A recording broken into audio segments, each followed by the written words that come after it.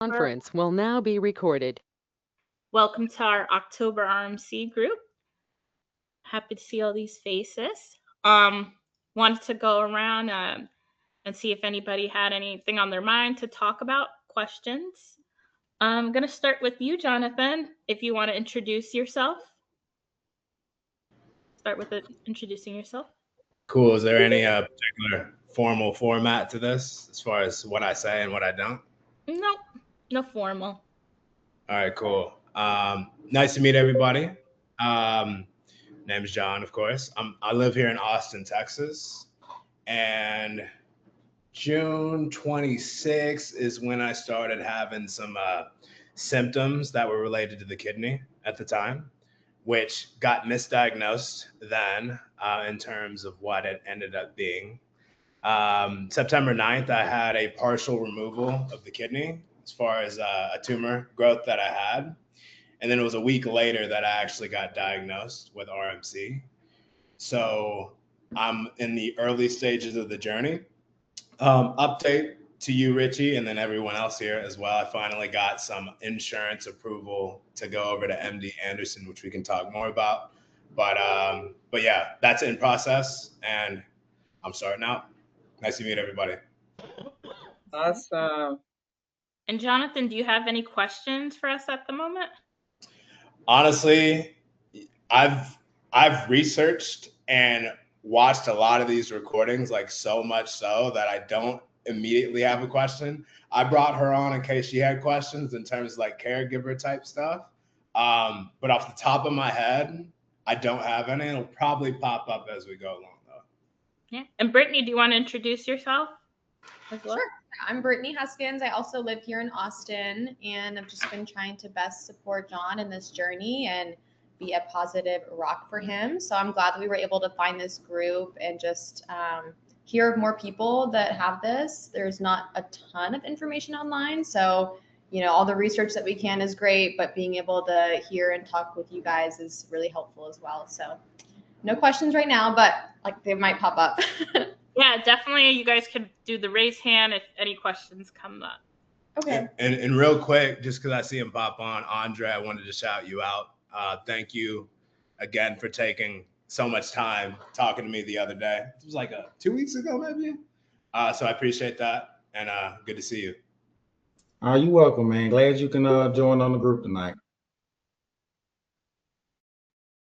Sabrina, would you like to introduce yourself? Hi, everybody. I'm actually Samantha. I'm on my sister's phone. So my son Noah was diagnosed, oh my gosh, when was that? Like mid-August? Mid-August.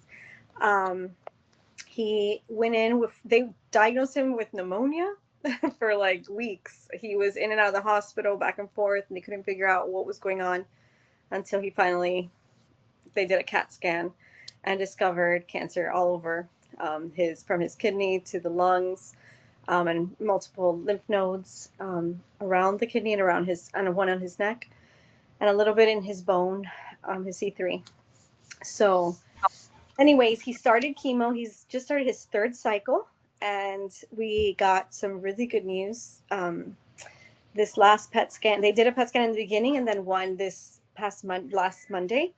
And I mean, it was just amazing, miraculous results. They found basically like almost all of the activity of the cancer was practically gone. So we were just rejoicing, and yeah, we're still, he's still on this journey. His third cycle is really tough on him. He's 15, and he lost a lot of weight in the beginning. So he's still under 100, but he's slowly gaining weight back. So that's great. So we're just rejoicing over every victory and just taking one day at a time, and just thankful to God that he's been alongside us each step of the way. Amazing. And Sabrina, where are you guys from? Samantha. We're in Miami. No, you're good. Miami. Miami, Florida, yeah. Sorry. Do you have any questions for us at the moment? No. I had a question earlier like last week. I was talking to Richie, but no, we were debating if we should go for a consultation with with Dr. Pavlov. He's been like consulting our doctors here in Miami, or his doctor. But he recommended like if we had to pay out of pocket not to go. So we're kind of there right now. Like, so yeah, I think that would be like my only question. Like, is it worth it? He said if we had to pay out of pocket, and then our insurance, he has like Medicaid for Florida, so it wouldn't cover over there. So like, would it be worth it to go over there for just a consultation? That's what we've been weighing this week. Mm-hmm. So I don't know if anybody has any opinions on that. Honestly, I think it's pretty pricey just for a consultation. Whereas if he's definitely consulting with your physicians there in Miami, I will go along with that because it is very, very pricey just for a visit. Yeah. Because he would need to have scans and things like that done, Right. I think, to make any decisions, as far as Right. MD Anderson, because even if you're getting treatment in your own city, a lot of times they would like to do the scans here, ever so often so that he can review them and then give his options as far as treatment is concerned. But I think, and Daniel can speak to that, he's over in Colombia. All of all the treatment was done through consultation, and his son is cancer free. So, I mean, everybody is different. Okay. Thank you. Okay. Alex, would you like to introduce yourself? Yeah, sure. So this is my third meeting with you guys. I always enjoy these monthly meetings. It's a really nice opportunity to get to hear other people's stories and to share my updates. So I'm doing well now, but since the last meeting, I was on quite the journey myself. I was on the meds Taxol and carboplatino, and they basically stopped working overnight. And I really started to regress badly in a matter of maybe like days to a week. It was really bad. I was coughing uncontrollably. So much of the illness had returned. I had to be hospitalized for a few days. It was really bad. But then luckily, because I was also delayed in my treatment. But then Dr. Masoul had created a treatment plan for me because I've met him. And I started that treatment plan 2 weeks ago. And it's already showing really good signs. My CA125 dropped again, and now I have a treatment this coming Thursday, and we're really optimistic because my latest blood work was really encouraging. But for about 3 to 4 weeks there, it was really scary. He had warned me that the disease can really switch up on you overnight, and I think I knew, but I think I sort of underestimated the extent. I really woke up one morning feeling completely unwell, and then it just went downhill from there. But I'm really grateful that he, along with my medical team here, because they're always in contact, were able to sort of remedy the situation really fast. And now I'm much more confident going into my treatment on Thursday. That's awesome. Yeah, I'm glad you addressed that right away too. So yeah, I think that's definitely key of them being in contact with each other. Yeah, definitely. He calls me sometimes to check in, to ask me how I'm doing, to ask me if there's anything new, if there's anything that's happened.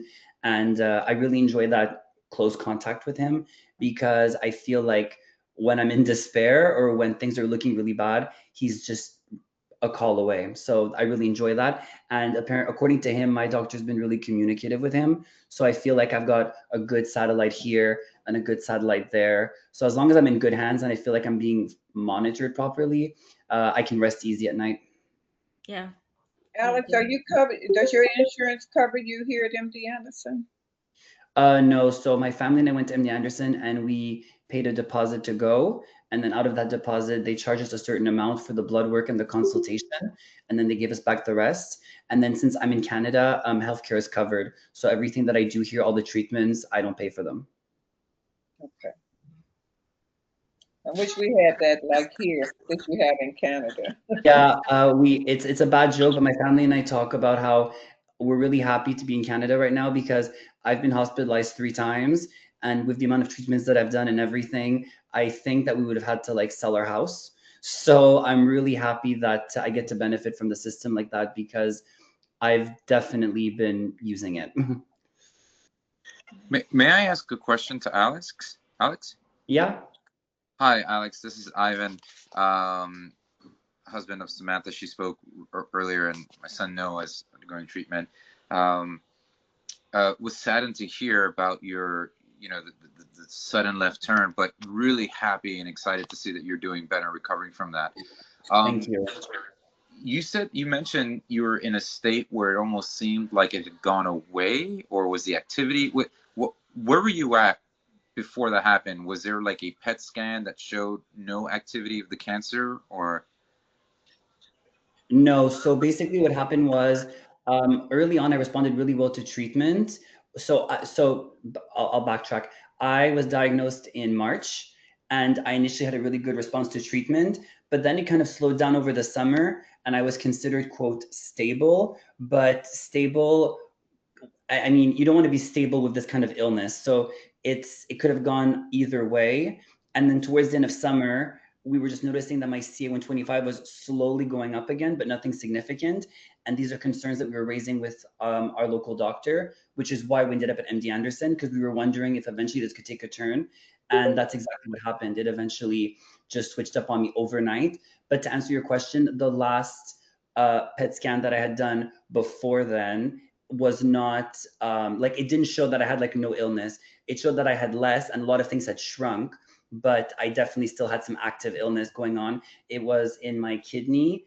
Well, it still is in my kidney, my lymph nodes, and my lungs. So it's pretty similar to your son's story. It kind of followed that trajectory. But apart from that, basically things were shrinking, but they weren't totally disappearing, if that makes sense. Yeah, we totally get that. Okay, I understand it. Because, yeah, that's kind of what we're seeing. Our last PET scan was nothing short of a miracle for us. But it's good hearing that, because it could feel as if I don't want to grow idle. We're continuing our treatment. We're not delaying we haven't delayed any treatment. But I was just curious as to, just wanted to probe a little bit deeper into that, because that definitely is giving us some more sober expectations of what this could look like down the road. Yeah, no, definitely. It's just what I've learned with this illness is to stay very vigilant, but also to celebrate the wins, right? So when you have really good scans or you have some really good blood work, that's so significant. Hold on to that, because it can only get better too. It doesn't have to be like it did for me and sort of take a turn. I appreciate that, Alex, and thank you everyone for giving us the opportunity to just back and forth. That's very encouraging and grateful to see how just, yeah, the perseverance and endurance that you've got. Thank you. Alex, do you have any questions for the group? Not at this time, but if something comes to mind, I'll let you know. I saw that my brother just signed on. He might have questions, but I'm good for now. Latora, would you like to introduce yourself?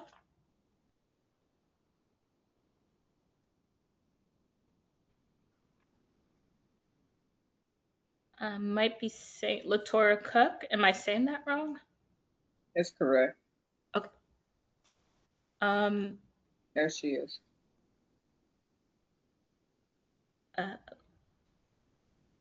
Latora, can you hear us? We can't hear you if you're speaking.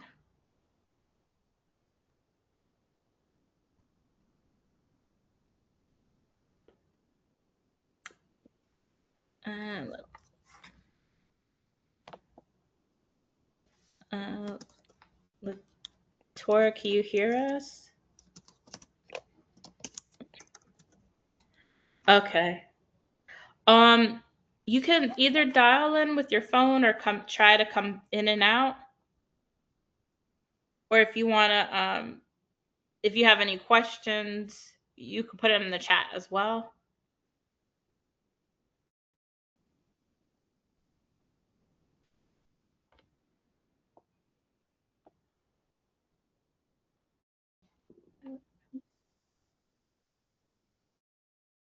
Okay. Sounds good. We'll come back to you. Okay. Ty, would you like to introduce yourself?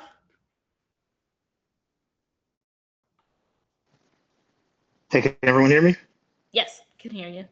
Okay. Hey, how's it going, everyone? My name is Tynil, Ty for short. Um, I was recently diagnosed with RMC in May of this year. At first, we thought that it was either rhabdo or appendix because usually I was working out a lot. So we thought it was one of those two issues. And then we just happened to find that it was cancer. And then after more testing, they figured out that it was RMC. And then ever since then, I've been doing carboplatino and Taxol as well. Luckily, after my second session, the CA marker was already a little bit low. So I think they said that we caught it pretty early, but because it was only in my kidneys and like one lymph node. But they said after the second session, no cancer activity. The tumor was completely gone and the lymph nodes were normal size again. So now we're just trying to get ready for the surgery. And I'm getting a consultation with Duke Health out here in North Carolina. And then we're going to go on from there. So far, so good. One thing that happened is once after my fourth session, my white blood cell count did go down. So we had to take Neutrogena shots in order to like keep our, the white blood cells going.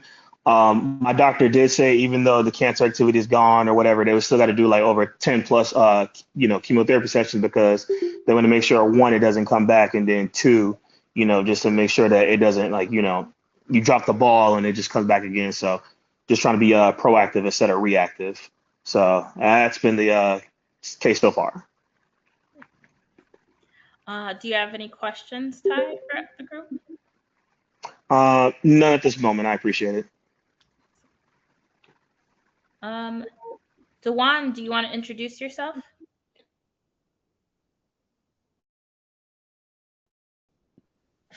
Good evening, everyone. My name is Dewan. I am 26 from Norfolk, Virginia. I similar story as you, Jonathan, and I. This is my second meeting, and I too researched and literally watched all these like a TV show, a binge watched them. So I get the feeling. I was July.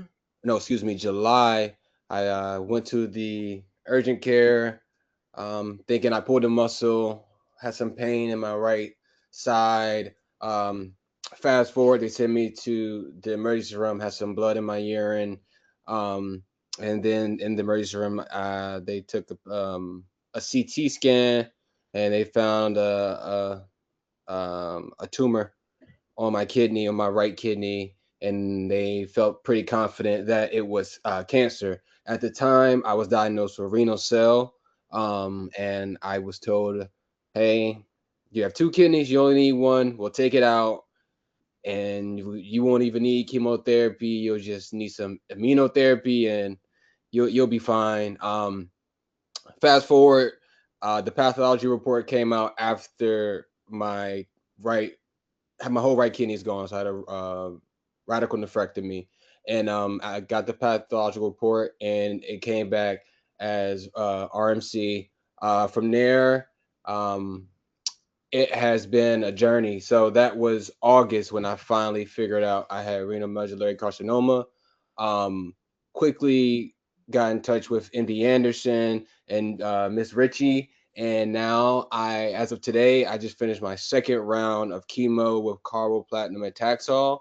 And I also was able to go to Houston and meet the Hunters down there, and their lovely daughter Brandon. She's cool, and Miss Ritchie as well, and Mr. Curtis and some other RMC team, and it's been amazing. And my girlfriend Jazz has been with me every step of the way, and I'm so thankful for her and my family, because it really is, as you all know, that like going through this, we are like the one, they're like, oh, what's going on? Then they Google and it's like, oh my God. But the support group, like your friends, family, and your loved ones is like makes this thing like we can get through it. So that trip to Houston me and Dr. Masul and just the whole team, it was just like, all right, like this thing isn't bigger than my life. You know, it takes over and you got to adjust and adapt, but I feel as though it's been adjusting, living with this, and definitely things have been a lot different. I lost all my hair. Actually, I didn't lose it. I cut it off.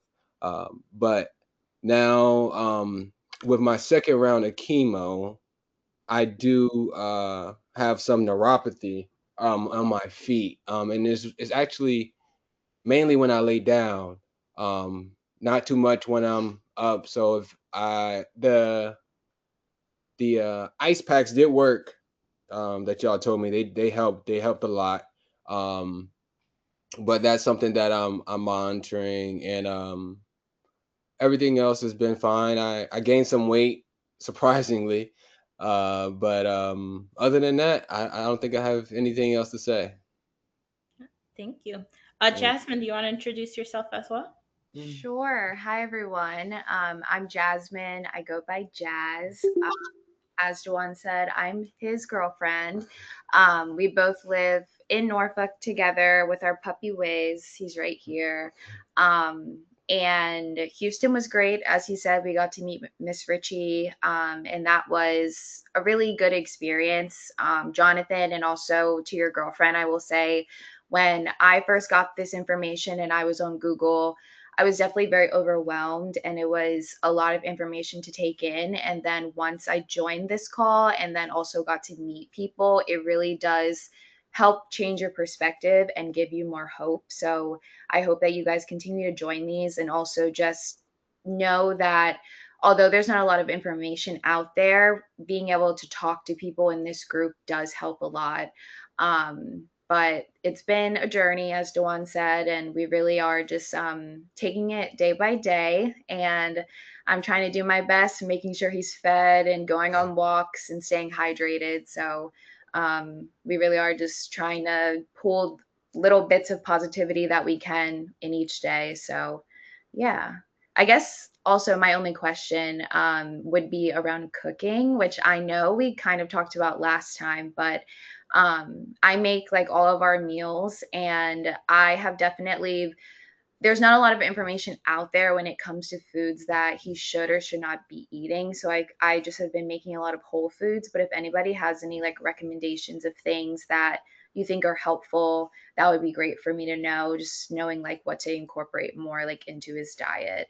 But yeah, that's really it. It's great to meet everyone again and see everyone. Hi, everyone. The one, your girlfriend's Jazz. Yes. Hi, Jazz. So Hi. I'm like the designated nutritionist for Noah.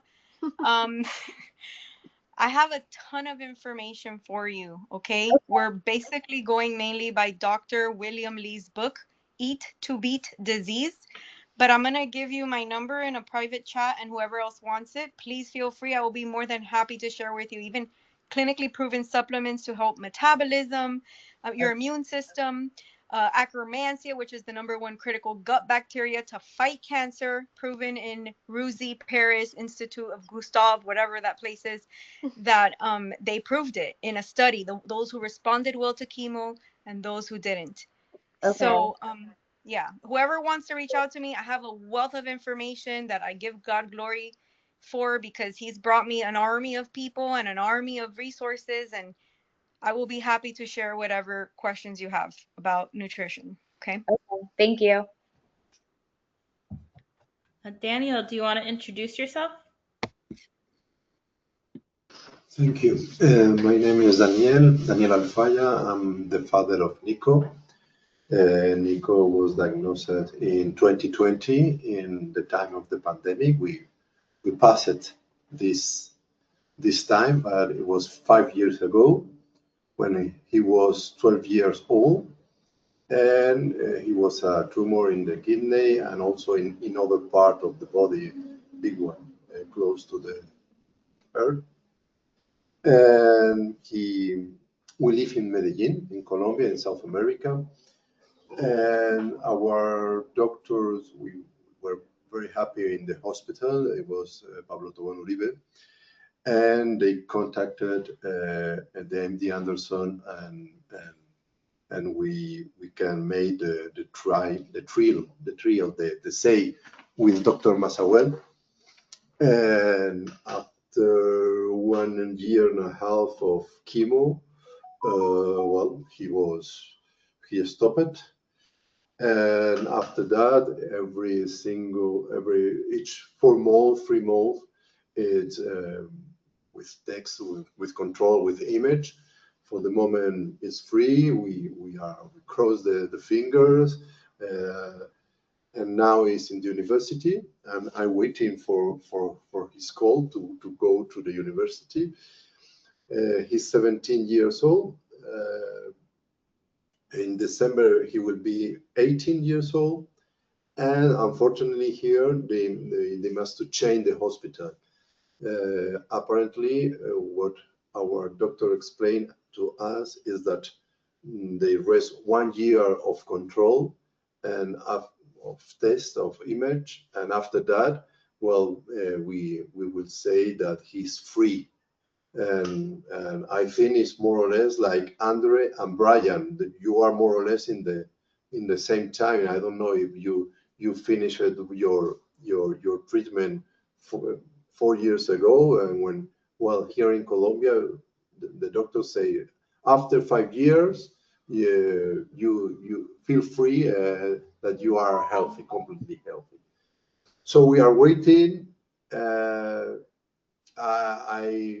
I want to send you all the best energy to the new one of this group. Not every month I'm here. Sometimes I want to forget all this time, and my English is not so good. But for the new one, please, all the energy, all the hope for the family. I'm not the patients. I speak like the parents. It's hard also for the parents. It's, of course, the heroes of the history are the patients, but around you, there are other people who suffer, who sometimes don't have idea, have bad days, good days, but we must be focused with you. And well, I have a question for Andre and Brian, that are the person that I know more, because I saw in the past. I'm very happy to see you, how healthy you are in this moment. And it's about afraid, no? After more than 2-3 years without treatment, how you feel when you go to the exams, no? I know the people who are fighting, you must be focused in the following day. I remember this time. I came older in 1.5 years. I think I lived 10 years or 15 years, no? But after that, sometimes you forget all that. And how do you live day by day? Sometimes you forget that you was ill, because in my case, maybe I feel guilty when my son, he was 12 years old, and say, I have a pain in my back. No, I say, no, you are growing, it's not a problem. Or maybe you slept with the window, open the window, and it's the wind, and you are cold in your back, or something like that. Oh, many things. So now I don't want to have the same mistake. He felt sometimes in the morning, oh, I feel tired. I have in my memory, no, it's horrible. You can live with afraid. We must to live free of afraid. That's the idea. That's the better lesson of this cancer. You must to enjoy every single day, because in our case, if in the evening he was bad, the following morning it was okay. But if in the evening it was okay, at the following morning it was bad. So that changed every single day. It was different. Now, in perspective, now we have many weeks. We take easy work. He's teenager. When you have a teenager, yeah, every single week have a problem. That's true. But it's other kind of problem. But when I'm speaking about health, Andre, Brian, the mental health. How do you feel? How when you must to go to an exam every, I don't know, in your case, if it's every 4 months or every 6 months or only one scan per year. I don't know what's is your case. In our case, is every 4 months we have an scan, and we start with the CA 125, and that's the best. But I'm not sure about the numbers. I think maybe I'm wrong. Maybe I'm wrong. But if the CA 125, if the low is down of 20, you can go to the scan correctly. You are more relaxed. If the scan is higher, you must to be afraid. And Nico, in the last 2 years, the CA 125, it was under 10. It was in 8, 9, 7, 6, something like that. So for everyone, the best energy. For Brian, for Andre, the pleasure to see you again. And for Richie, of course, and Clarice, that he was in the beginning of all the meeting 5 years ago. Thank you. Andre and Brian, do you guys want to answer? For me, it's like I just try to live life every day I can, and I never forget about it. You know, it's always in the back of my mind. I actually go for scans next week, and even today, I'm like, I feel fine. I think I'm fine, but there's always a part of me in the back of my mind that like thinks like, are they gonna find something? You know? And I guess that's only natural. And I go every 6 months now, and you know, when I first started pushing it out, I got so comfortable getting chemo that I felt weird not having it. And I felt like if I'm not having chemo, then something's growing inside of me. You know, and you know, it's just I think it's natural to feel that way at one point. And I can't speak for Andre because he goes like once a year, so I can only imagine, you know, how that is for him. But for me, it's you know, it's always going to be in the back of my head, but I try to, you know, not worry about it too much until something actually comes up. So just to add on that,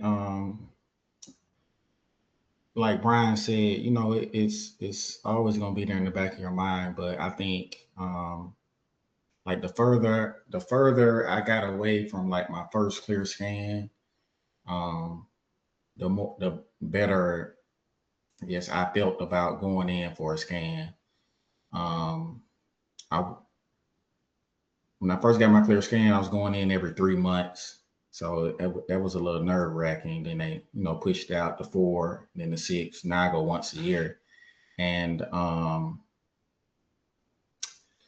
now, you know, when I go, I mean, I'm my mind is much more freer. You know, I'm you know, living my life and not really focused on, you know, oh, I got to go for a scan, or oh, the cancer might return. Like I'm past that stage. And I feel a lot better. My body feels good, and it's just something I gotta do once a year. So that's, to me, I look at it like it's a physical. You know, I go in for a physical to make sure that everything is fine. So, but yeah, I think the further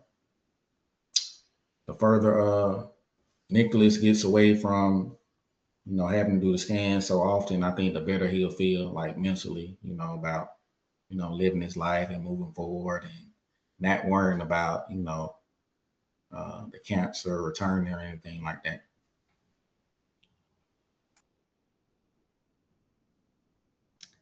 Thank you guys for sharing. Tristan, would you like to introduce yourself?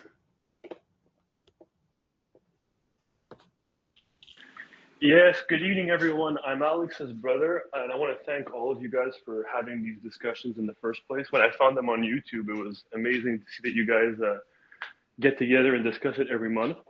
So I really want to thank Richie, first of all, for starting this foundation and everything. And thank you to Daniel, Andre, Carissa, Brian, those that I've seen in like multiple of these videos all the time. It's really great to have you guys to ask all these questions, and you guys have been through obviously all the steps of this. And Daniel is now talking about the years down the road, how he has to compare this with when it was like a daily battle. So I really appreciate the support.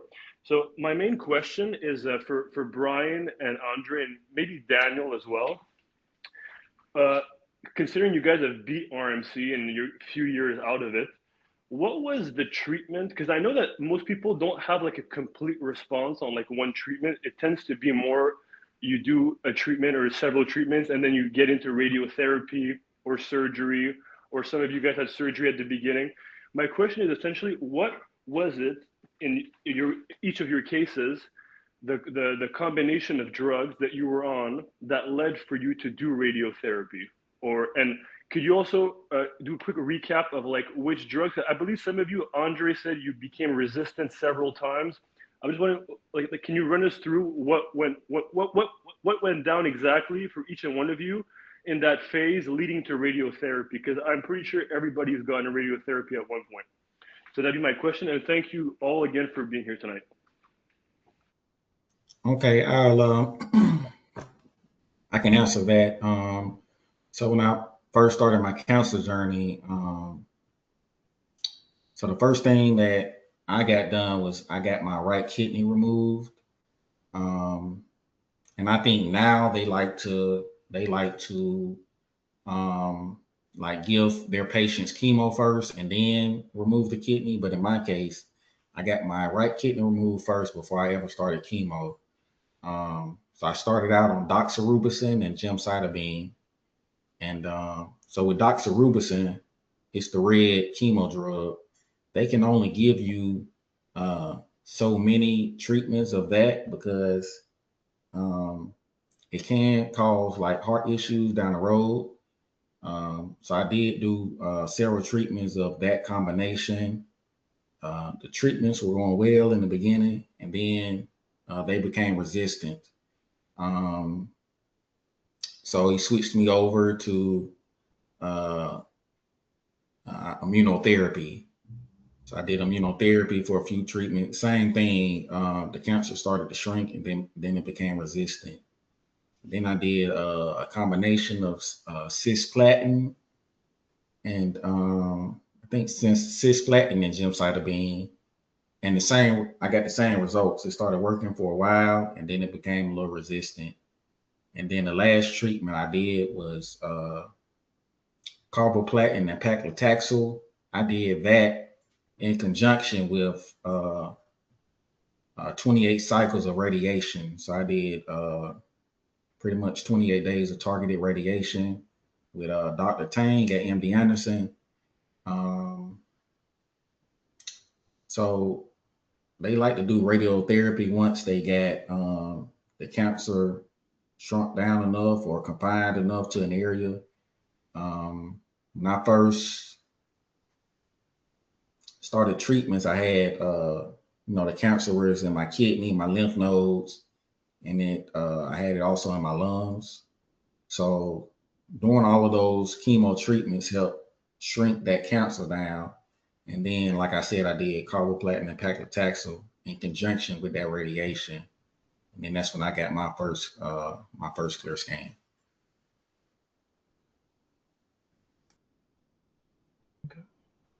For me, I started off on paclitaxel and carboplatin, and I did probably a few months of those two drugs, and then my body became resistant to it. Start from the beginning. I actually got my left kidney removed at the beginning. Then they started me on chemo. But after paclitaxel and carboplatin, actually after I started getting resistant to it, they switched me over to doxorubicin and gemcitabine. And I actually got on a trial drug as well. There's a third drug. It's called Exactamib or something. It's kind of hard to pronounce. But I had those 2 drugs and the trial drug, and I did about maybe 20 days or so of radiation with Dr. Tang as well, because my cancer spread from my kidneys to my lungs and to my liver. So they did spot radiation treatment on my liver and on my lungs. But yeah, those are the 2 drugs those are the last few drugs I was on. I went through my whole I guess regimen of doxorubicin, because like Andre said, you can only have so much of it before it starts affecting your heart. So pretty much I had the max second half of that drug. So then it was just the trial drug and gemcitabine till pretty much I got my first clear scan. So. I wrote in the chat what I remember from Nico. I know if I sent we sent to Richie in the first publication that we made with in the page of the foundation of Richie Foundation. We explained it what it was the treatment. It was Paulos Masahuel who gave to our doctors. I remember Cisplatino like the worst of the medicine, because it was one day before Nico must go to the hospital to eat rotation, and he came very fat in the face, and he stopped to speak, and he was completely alone in the room, and after the chemo of Cisplatino, it was over 2 days to return back to the same phase, no? And after 2 days, he started to speak a little bit or to play in the PlayStation. It was the best medicine for the children. So, but all the elements are in the first that we wrote and Richie published. And also they give to them immunotherapy with bortezomin. And other thing I remember, it was he keep out the kidney with the tumor, but he was other, no? I explained it, close to the heart.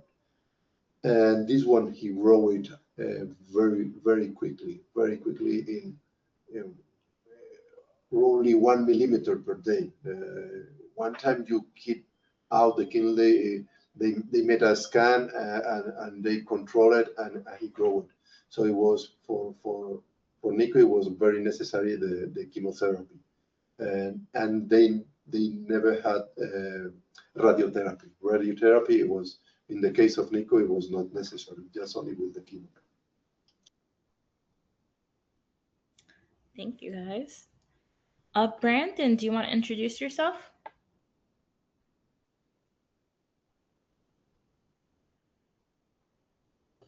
Yes, hello. How's everybody doing this evening? My journey with RMC, I've been dealing with now for about 17 months now. So far, I've had my right kidney removed this past July, and while dealing with it, we moved from El Paso to Houston. My symptoms started back in May, and officially in October, I was diagnosed with RMC. Luckily, it was no misstep or anything. It was a proper diagnosis. They actually figured it was RMC before the biopsy ever came back. Before we even did the biopsy, they told me that they highly thought that it was going to be RMC because of the sickle cell trait. So far, since moving to Houston, I've just recently completed radiation. And I've been delayed on radiation. I was delayed a week after radiation because I had low platelets level. But after radiation, we was coming back for chemo. My platelets were continuously being low after, I think, three blood draws. But my CA-125 dropped from 40 to 12 most recently. So we'll find out what the CA-125 is this week. I have a doctor appointment with Dr. Masao this Friday because I have chemo treatment too. So that's one thing I can say. Being here, I go in, get the blood work, and go right upstairs, see them before chemo, and they break down what they want to do and what they're hoping to happen and what the next steps might be. Just recently, I also did get, as Andre was talking about, the doxorubicin. I've been on that for quite a while, probably since like February, March. Mm-hmm. Since like February or March, and that's currently the chemo treatment I'm on also right now. But we just did a heart scan to check my left ventricular wall to make sure everything all right, because I was on it for so long. Like how they say it can have effects and you're not supposed to be on it for so long. They're like, you got to push the limit with this one a little bit. So yeah, so ultimately, my last treatment was September 30th. Hopefully we can get this one done this week. And my platelets levels are still good. And anything? Yeah, that's it. Do you have any questions, Brandon? No questions. Everything's been going good. So yeah, no questions. If anybody got any questions of me, because I know I've been talking to George. There's another George that I've been talking to pretty often. We're discussing a lot of stuff going on. So yeah.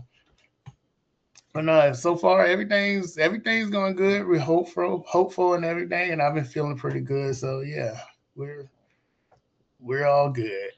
Nice. Latora, are you ready to speak now? Sure. Hi, everyone. My name's Latora. My fiance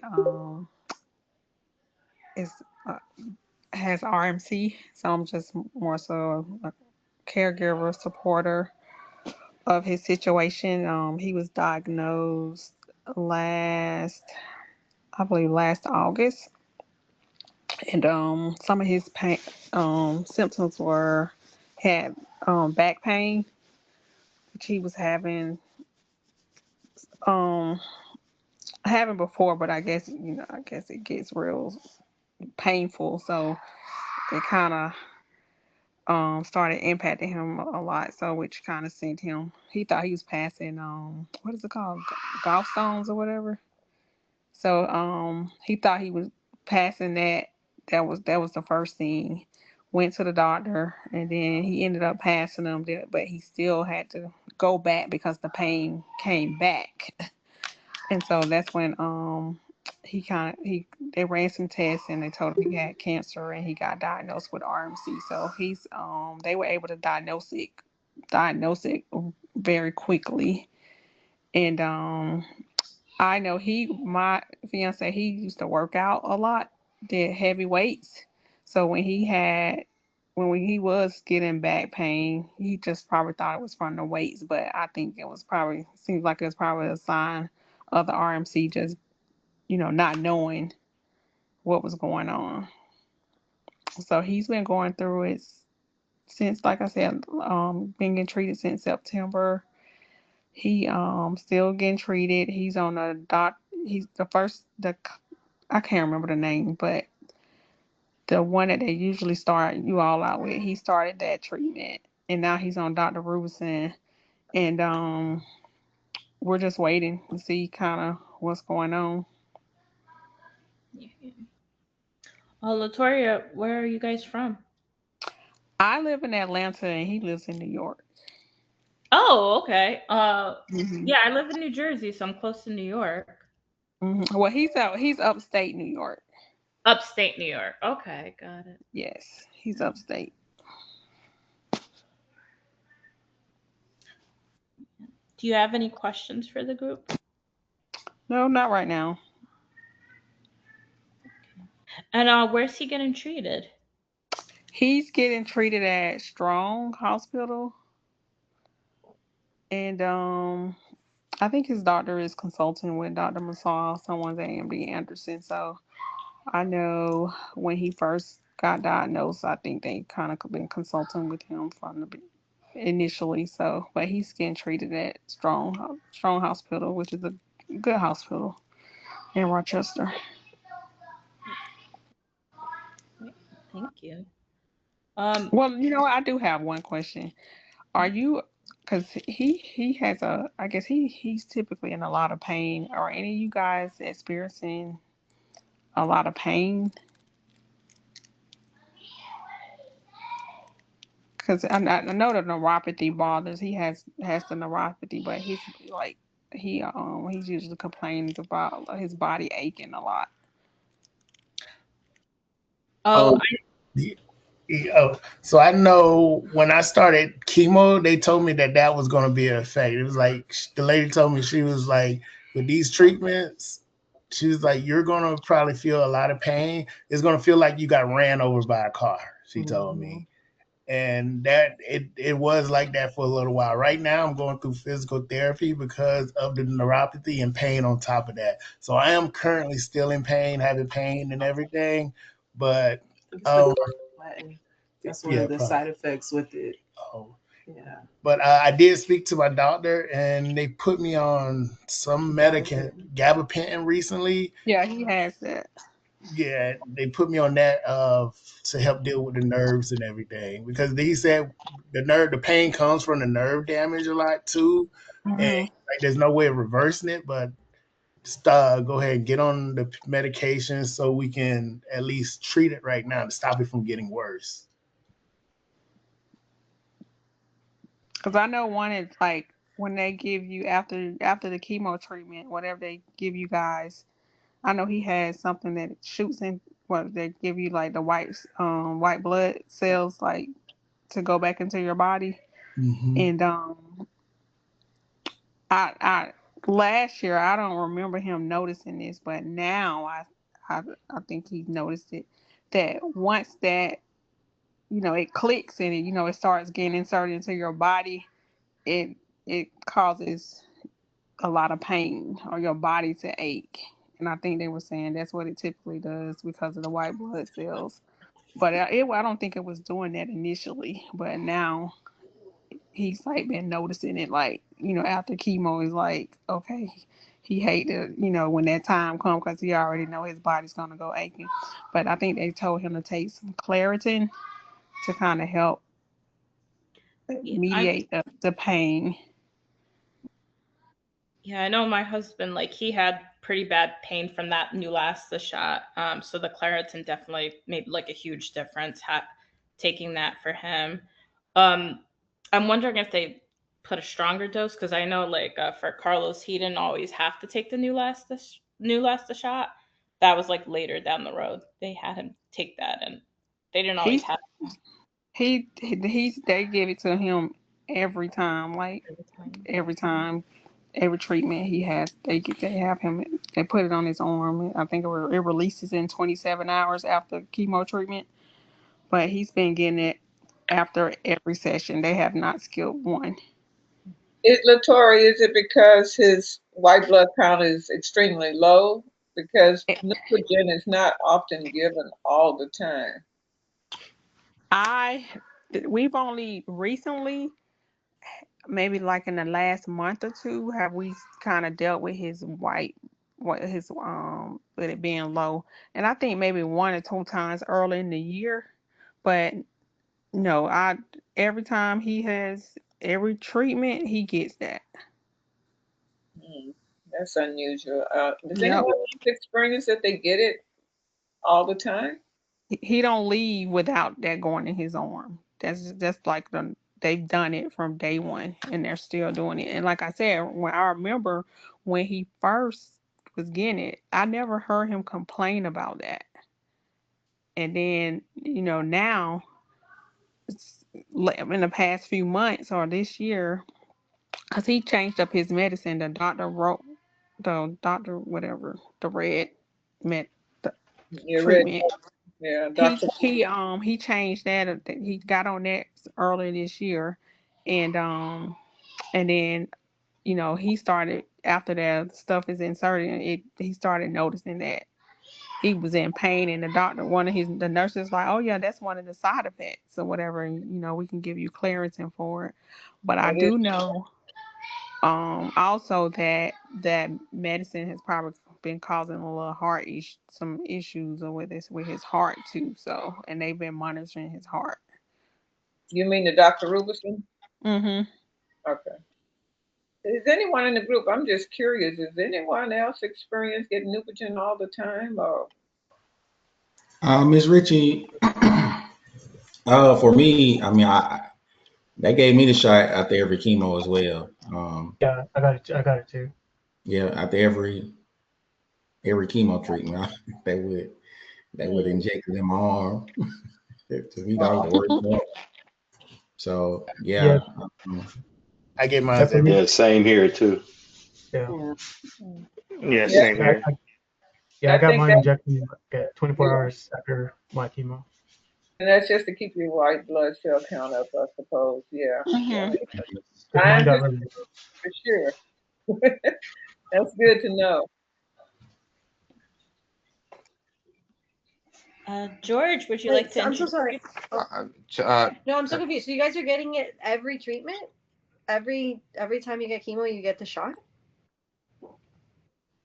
Yes, I did because my white blood cell count got really low. It was always like borderline on the lowest it could be, or a little bit below it. So in order to keep my white blood cell count up, they gave me an injection after every chemo treatment. Okay. Got it. We're- Yeah, he's getting it like every 3 weeks. So I'm like, wow. He gets it once a cycle. I have a quick question. What are like some indicators to know if your count is getting low? If you guys know. They should be drawing lab work prior to each chemotherapy session. Okay. I know my fiance, when his was being low, he would start feeling a certain type of way, like a little weird, like nauseous or dizzy, or weak. But what I noticed is that he wasn't calling. You know how you guys can be, how men can be. Do you feel like you don't have to call the doctor for everything? But once you get to the doctor, they was like, oh, okay, your white blood cell counts are low. And it was like, okay, if you would have called before, or because sometimes they would do his pull his blood like the day of the treatment. So if he used to go before, but then they started doing the day of. So then they will realize, and then he'll realize, okay, yeah, it was something wrong with me. So now that when I kind of pay attention to his symptoms and things. So now if something weird is happening with him, I kind of know what I need to have kind of force him to do, because every time he's felt a certain way that was not normal, it was low. Okay. Thank you.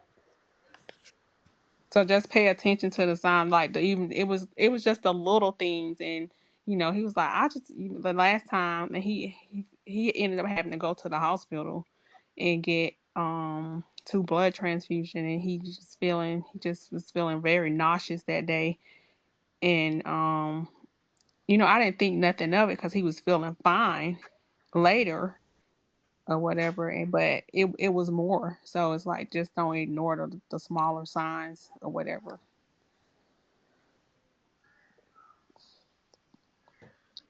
George, would you like to introduce yourself?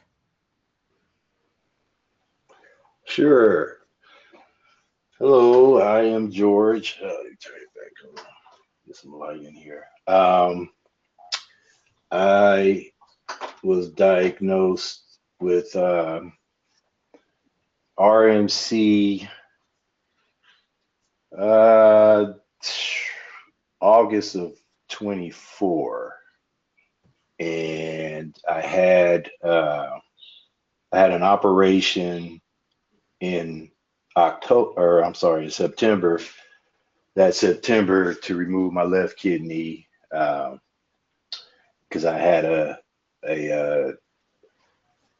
tumor on my left kidney. I think they said, if I remember correctly, it was like 13 centimeters, I think, or something. It was huge. But so they removed my left kidney, and we thought we were clear, but then got a scan and they found some spots around my, I think it was spots around one spot on the outside of my liver and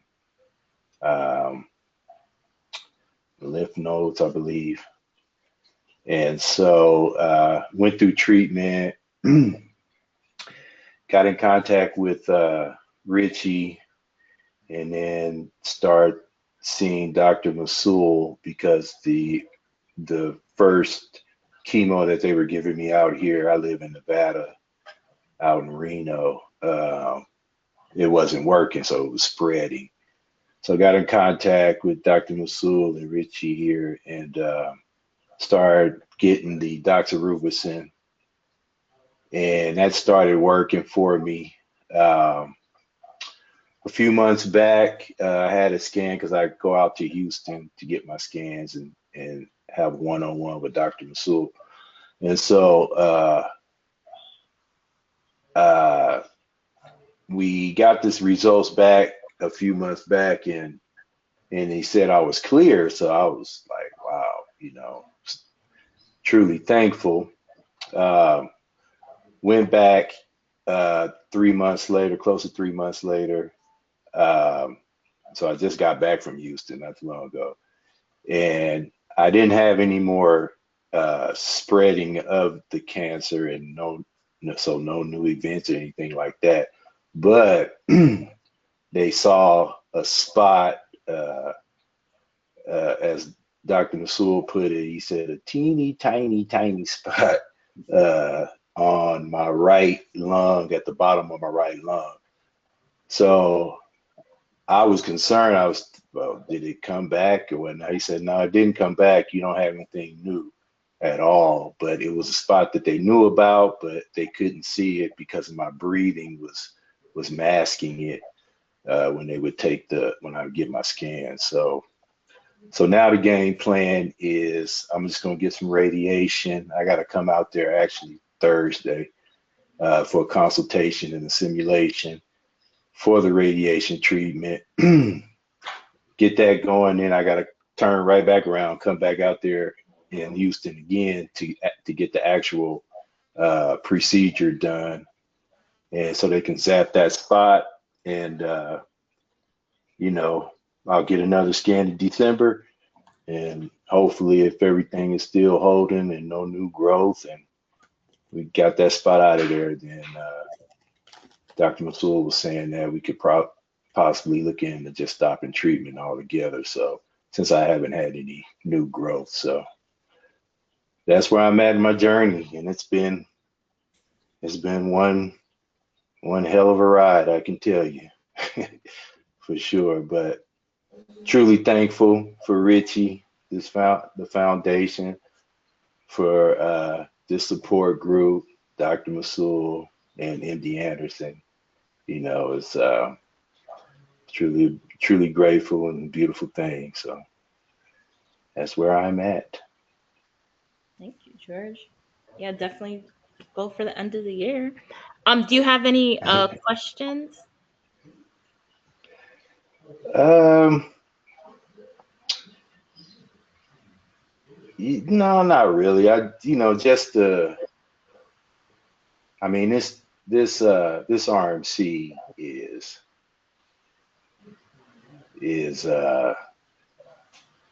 it has me speechless, to say the least. And you know, I know groups like this, you know, help for support, and Richie's foundation and the Chris Johnson Foundation is to bring awareness to it. But you know, I just been trying to figure out what, if anything, I can do to do my little part to try to bring more awareness to it, because you know it needs a huge spotlight on it for sure. So just trying to figure that out, you know, and while constantly keeping up the fight for sure.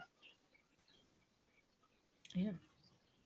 Well, Yeah, good question. Now I know, like, for like the foundation, we're definitely trying to get a committee together on getting some action plans. So that would be great if you could join, like, join that. Um, yeah, we could talk about Okay, that. sounds good. Belinda, would you like to introduce yourself? Hold on. I know my camera. I don't know if it's going to come on. It's spinning. Okay. My name is Belinda Steagall. I'm the mother of Dewan Steagall. He found out that he had RMC in June. We did. Thank you. Thanks to Miss Ritchie, we got his consultation moved up from before Dr. Masood 2 months early. So last month, I think it was last month, September, we went to see Dr. Masood and met Miss Ritchie and a few other people. And I'm constantly praying for all of you. I definitely pray all the time. I'm a big Eagle fan and I'm with a lot of young males, and I constantly tell them to get checked out because I know for Dewan, this just came out of nowhere. And so I spread the word and I tell them what happened to him and that I need them to all get checked out. So that's how I spread the word about RMC. Thank you. Belinda, do you have any questions for the group? No, not now. I had a lot of questions the last time, but we spoke to Brandon at the table. DJ did, Dewan did, and I spoke to his wife the entire time. So I know that we got the gloves, hat, and socks for the chemo, and he said that it worked, or he felt as though that it helped. So, but I don't have any questions as of now. Curtis, would you like to introduce yourself?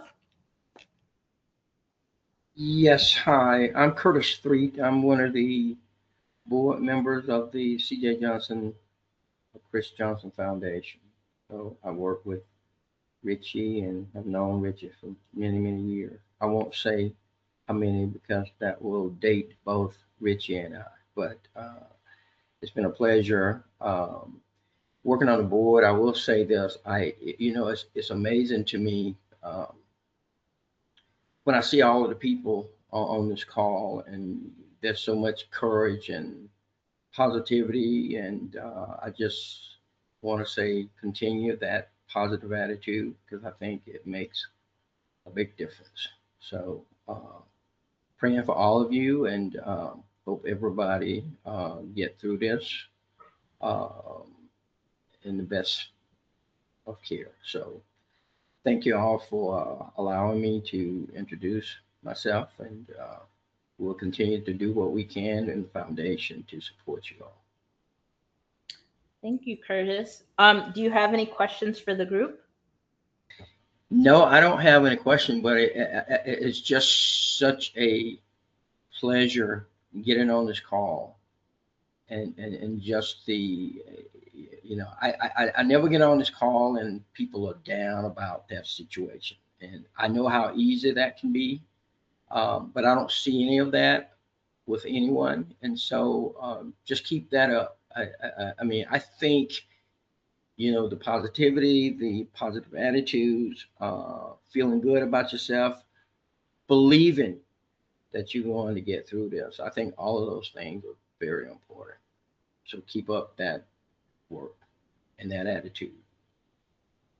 Thank you. Brian, any thoughts or questions for the group? No thoughts or questions for me, really. Update for me, going for scans next week. So hoping for good news again. Yeah. Woo. pretty much it for me. I have a quick question. Yeah, for whomever can answer it, and I'm sure this is all relative, but I was curious if there was any type of exercise during or prior or certain movement practices that helped with symptoms as you were seeing treatment.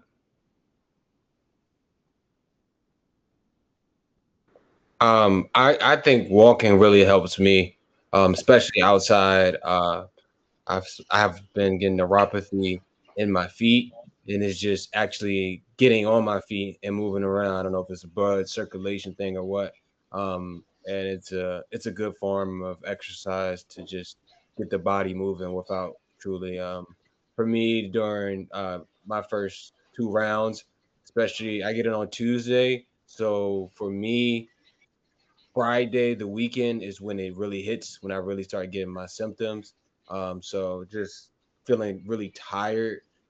Me personally is like I push myself to just get out of bed and just try to go on a walk. And I'm sure you exercise a lot, so that mental push will be there for you. Yeah, same here, man.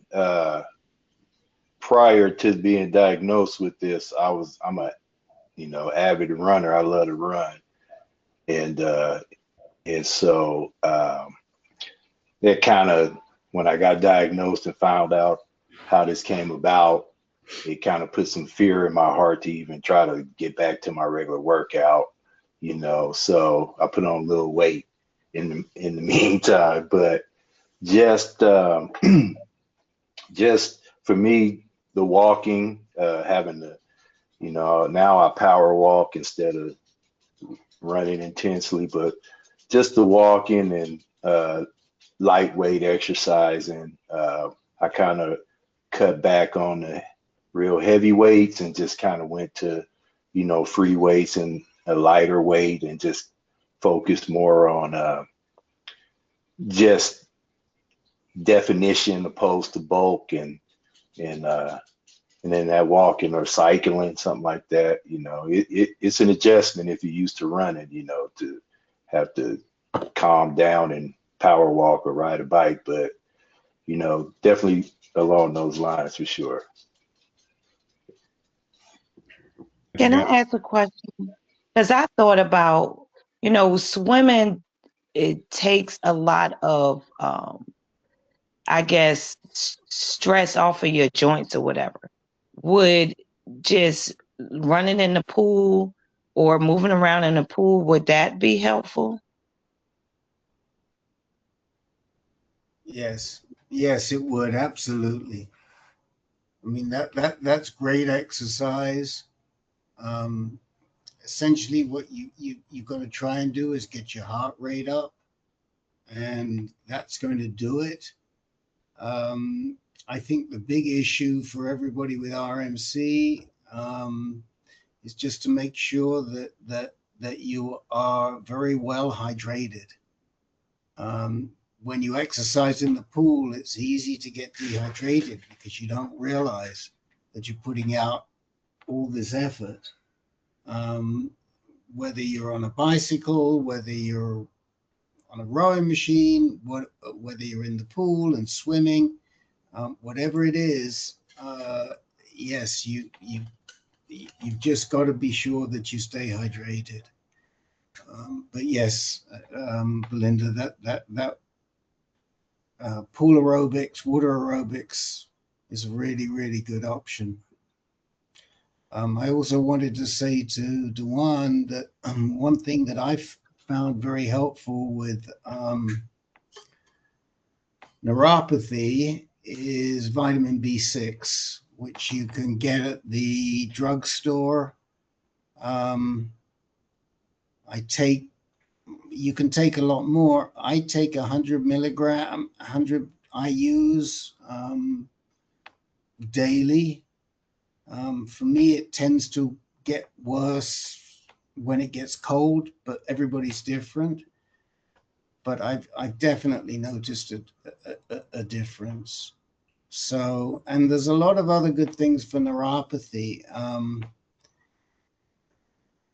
acupuncture works pretty well for neuropathy, but you have to keep doing it. You can go. Where are you getting your chemo? Is it at MD Anderson or somewhere else?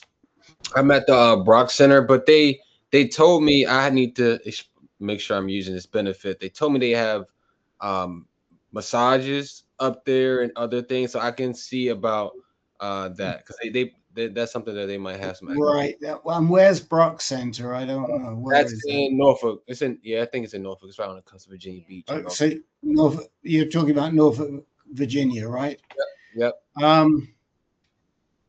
So yeah, work with your hospital to find out where you can get this these benefits, because there's a good chance there's going to be somewhere where you can get them at a subsidized cost, and if not, come back to us through Miss Ritchie or to me directly, rd@ancan.org.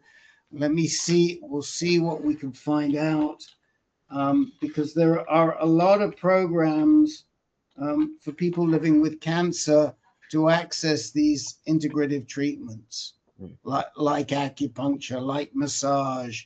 But usually you do it like at MD Anderson. I know they have it at MD Anderson, but other places it's just going to depend on where you're getting your treatment. Yeah, I definitely will. And But try the B6, because it's not going to be a magic bullet, but it may well help. It's definitely helped me. Yeah, and that's the thing too. Like, I feel as though everything that I've tried has been helpful. I tried the cold caps with the feet and the hands, and I felt it's helping. I just ordered the vitamin B6 just now, so we're gonna start that.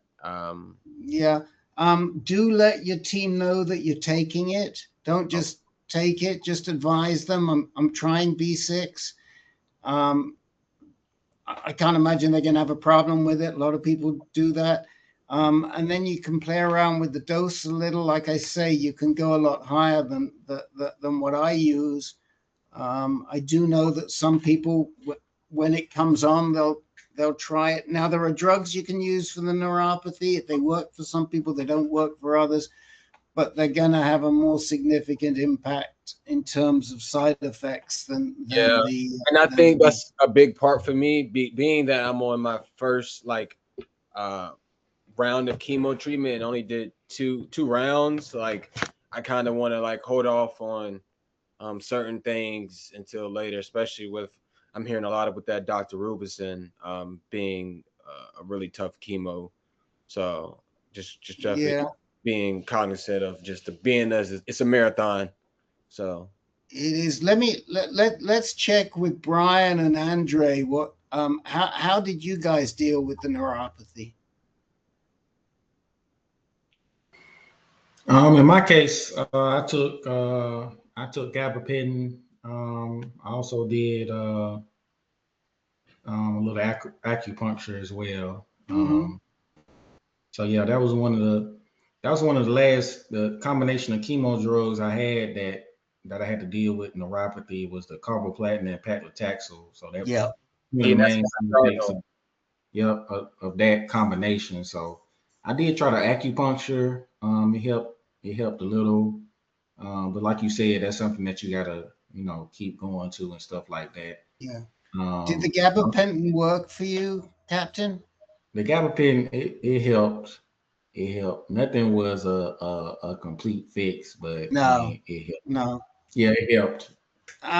So gabapentin does work for some people. It doesn't work for others. But then you get people that complain about the side effects from the gabapentin. When I go over to our MS group, like I'll probably go over there in half an hour or so, and they take gabapentin in there, but then they don't like it because they don't like the side effects. The thing with the B6 is if you get some relief from it, stick with the B6 before trying the gabapentin. And then some people don't get any effect. Brian, did you have any issues with neuropathy? I had neuropathy in my feet, and my toes. It was never too bad to where I had to like get on any medication for it or any kind of like methodology for it. I just That'd be all right. kind of dealt with it.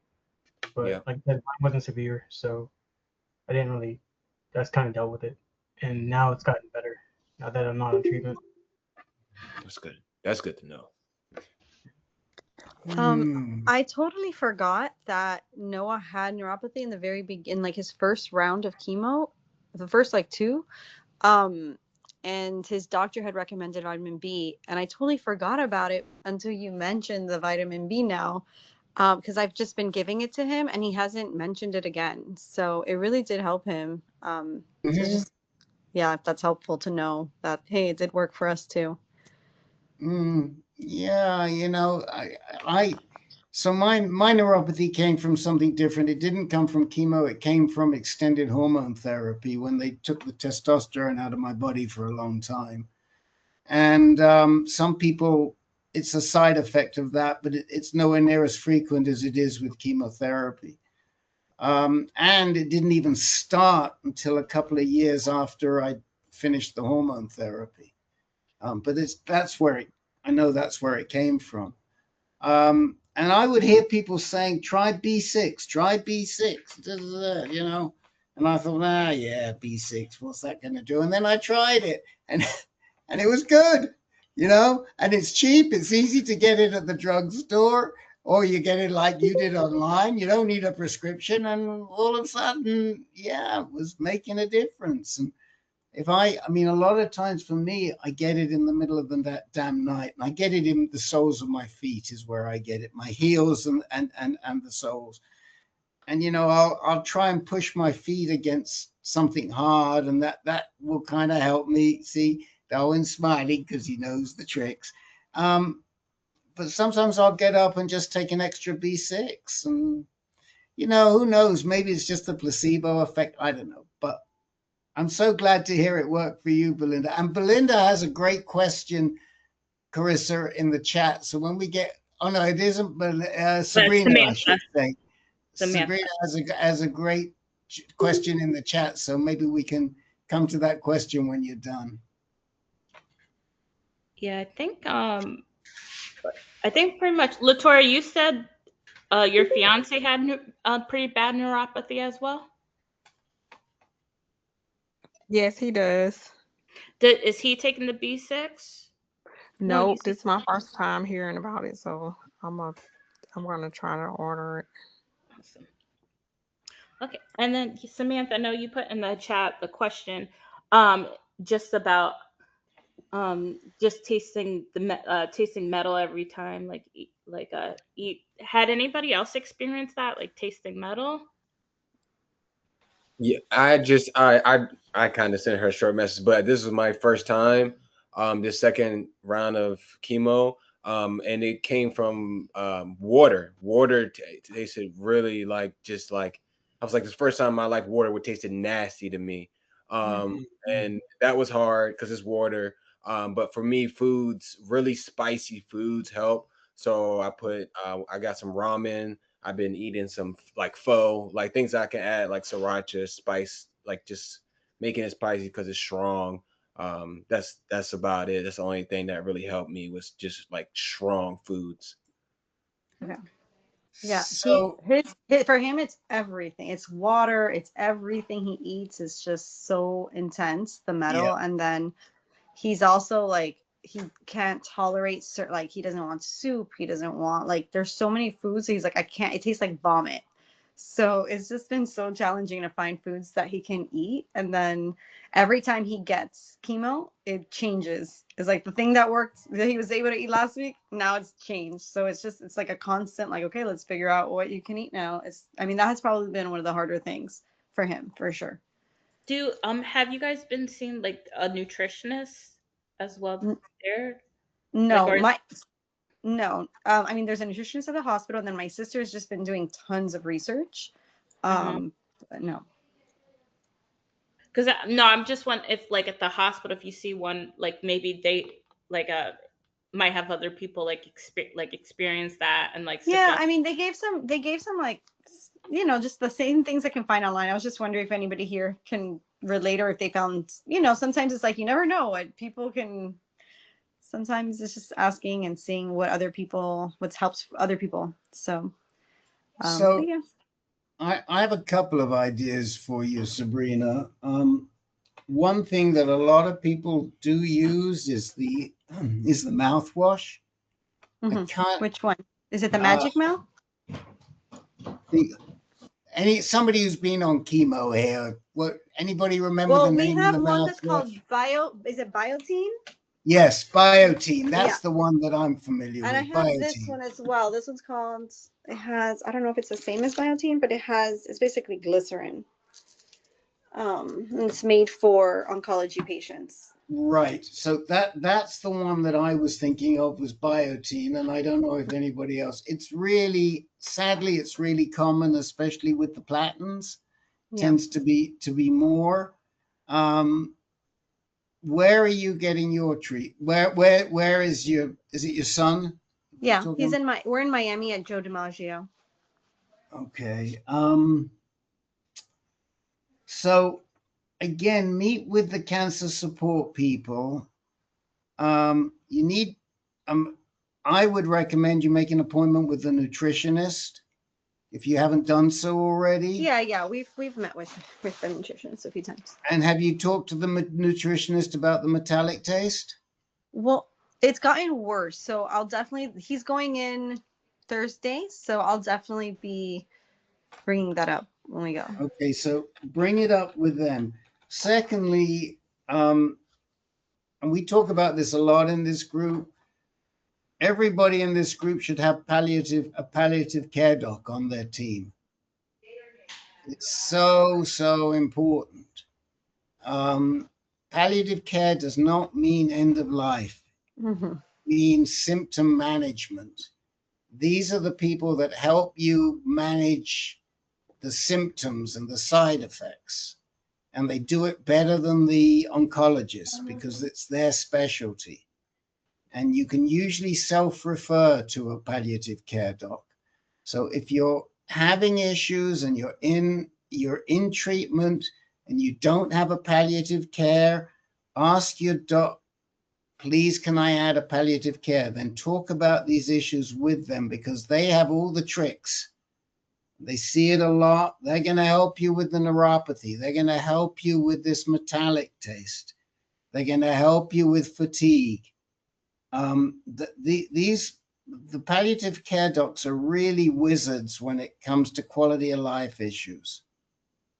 So we strongly recommend you add a palliative care doc to your team. Yeah, Jonathan, you have a question.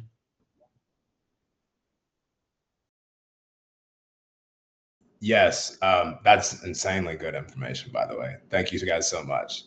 I had 2 follow-up questions, one kind of for Dewan and then one in general. The general one was just for people working remote, like in what way, form, and fashion were you able to work? If you had the energy level. I work remote in sales, so I was just curious about if I'd be able to kind of manage that, one. And then 2, the metallic taste. I'm just curious when you said about water tasting like metal. This is probably kind of a weird question, but if you don't breathe through your nose and then you drink the water, you know that how you kind of like turn off the taste? Does that work at all? Or are you still tasting metal either way?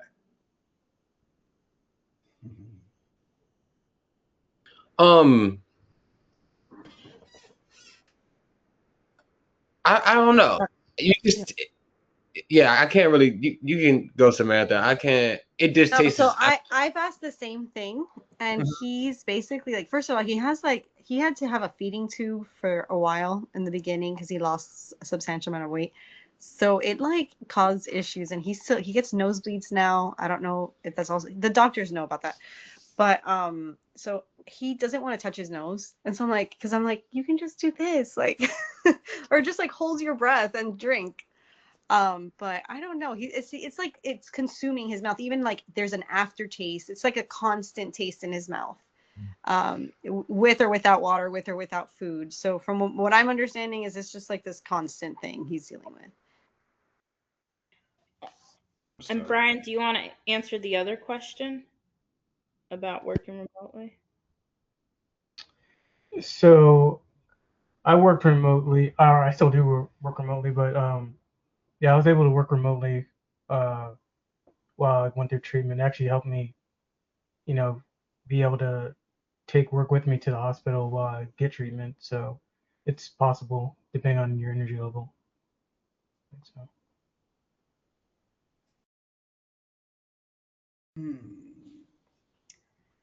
Any other questions that people have? I have a question. It's actually a more like technical question about the drugs again. When my brother and I met Dr. Masal last month in Texas, he was actually telling us that what his third line drugs right now, which is Abraxane and panitumumab. So my first question is, anybody in the chat on this current regimen? He was discussing with us that he's actually working hardly and strongly to make this the first line regimen. So obviously this has a lot of promise if he's working to move this to the first line. So I want to know, is anybody on panitumumab and Abraxane, which is the third line? And second question, he's also working on this clinical trial with a drug that targets CA125 specifically. And I've heard him talk about it and stuff more on social media or on posts. Has he discussed this with anyone here? Is anybody signed up on this trial or considering eventually signing up on it? So these are kind of my questions. Thanks.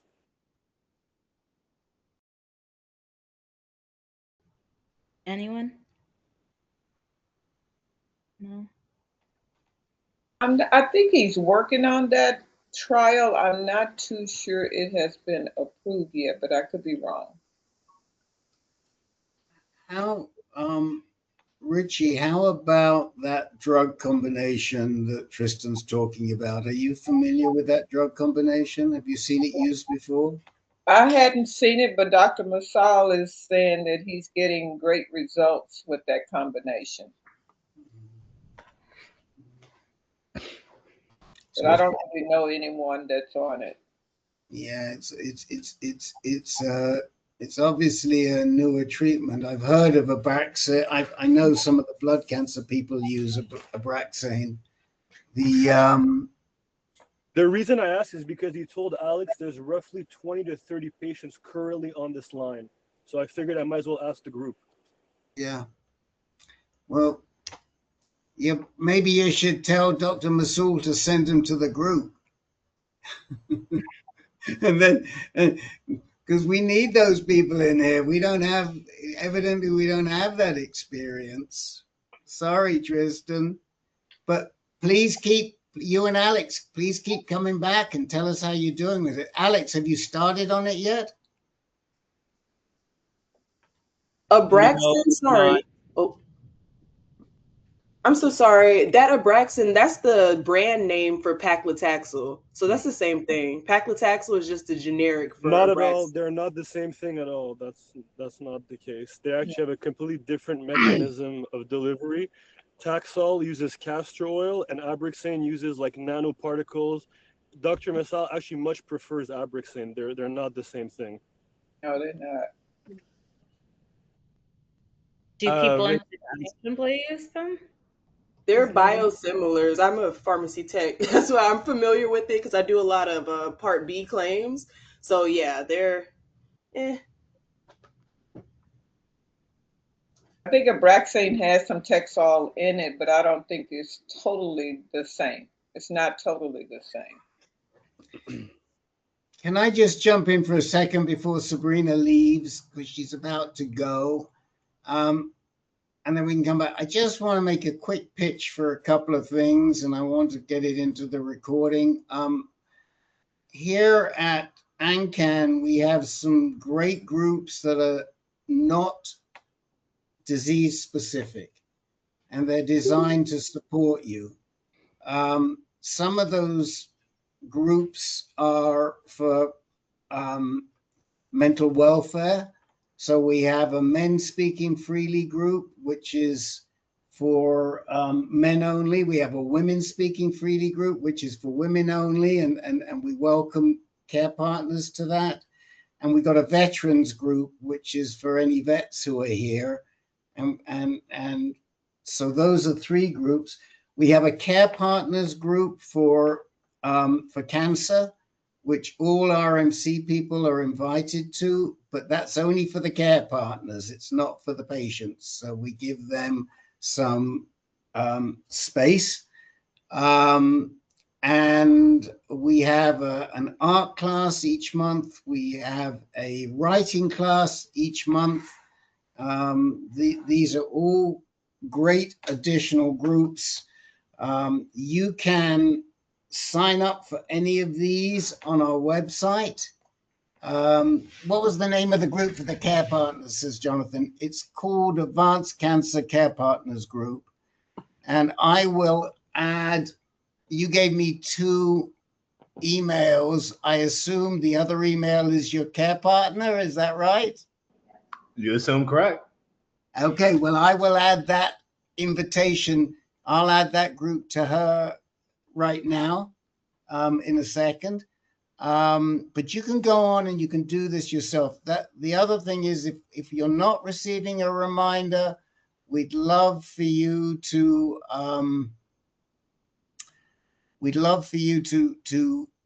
give us your email to make sure you get a reminder before every meeting. I know you pick it up from Miss Ritchie on the Facebook group, but we also send out a reminder as well. And that reminder also has other good information. And Jasmine, I bet you would like to be on that Care Partners group as well. So I will add you. I got it. And we'll also put you on the Women Speaking Freely. So yes, so that was just the quick pitch that I wanted to make. But if you're not getting a reminder from us, give us your email. We'll make sure you do. The other thing is, and we're really proud of this. If you want to get hold of anybody in this group, send them a message in the chat and ask them for your email, because everybody in this group, I think I can safely say, will talk to somebody else in this group to help them. They can't wait. So if you see somebody and you feel that you would like to talk to someone and you don't have their email, you can send them a private message. They'll send you their email back. Some people will put it in for everyone because they're happy to talk to you. But we did a survey back in 21. We just redid that survey, but we don't have the results. We found out that 40% of people in the group contacted other people in the group. This wasn't RMC at the time. And 30% made permanent friends. I would say in this RMC group, probably 70% make permanent friends.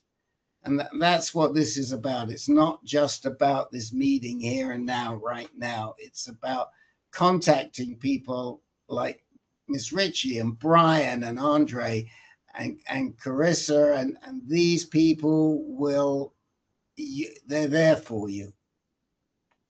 But you have to, initiate it. So that's just a quick little pitch, and I'm going to get these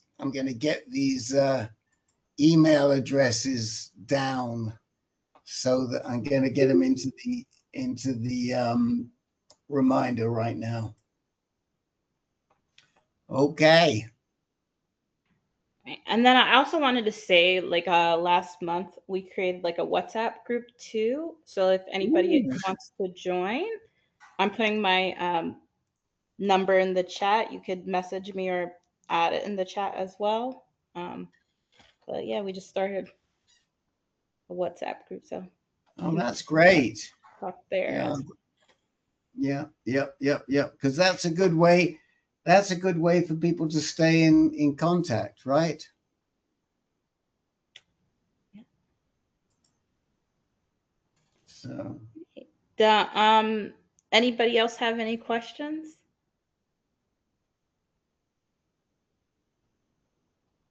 No. All right. All right. I'm busy adding people to. I'm just putting Brit in for the Care Partners group, and so all right. And by the way, the creative writing, the art class is very, very good. So if you want to, and that's coming up, I think, this week. If you want to create a little bit of scary art, send me an email and I'll send you the connection. I think the lady who runs that group is Hannah. Hannah is a young, she's in her 30s. She has early onset MS, and she's trained as an art teacher, and she's very special. We love Hannah. We love Hannah. So.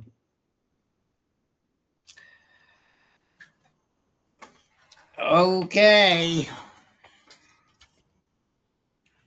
Andre, do you want to close us out?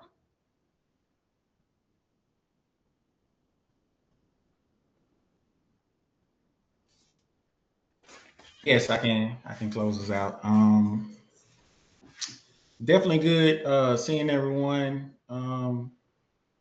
this month. Well, first, I just want to say 6 years ago, I was diagnosed with RMC, and this month I'm celebrating 5 years in remission. So I wanted to say that and just say, just RMC, this can be a difficult journey, not just for the patients, but for caregivers as well. And, all loved ones and friends. And I just want to, let everyone know or to stay encouraged. Even when those scans, the cancer may become resistant or whatever the case may be. Like I said, in my case, I went through like 3 or 4 different chemo regimens. I did radiation as well. And then I finally made it to my end goal just by staying positive and staying encouraged and, keep moving forward. Whether that's walking or working from home or, being more in your faith or whatever you got to do to keep, a strong mind and to keep your body strong as well. Just stay encouraged. And as always, you can reach out to myself, Ms. Richie, Carissa, Brian, or whoever from the group if you have any questions throughout the month. Also through WhatsApp, if you have any questions for the group, you can put it in there as well. And the next meeting is November the 11th. November the 11th. Yes, sir. And the walk is March the what, Ms. Richie? 21st. 21st. 2026. So, yep. Make sure you put that in your calendars. I know I'll be out there. And it's always a good time to get a little exercise in and co-mingle with RMC patients, and usually Dr. Masal is out there as well, Dr. Tanir as well. So yeah, that's always a great time, and we normally go eat lunch afterwards, after the walk, and talk and catch up and share our shared experiences. So so yeah, stay positive, stay encouraged, and we'll see you all next month, November 11th. 11/11. That's right. Take care, everyone. Have a good night. All right, good night. Together. Good night. Bye. Good night.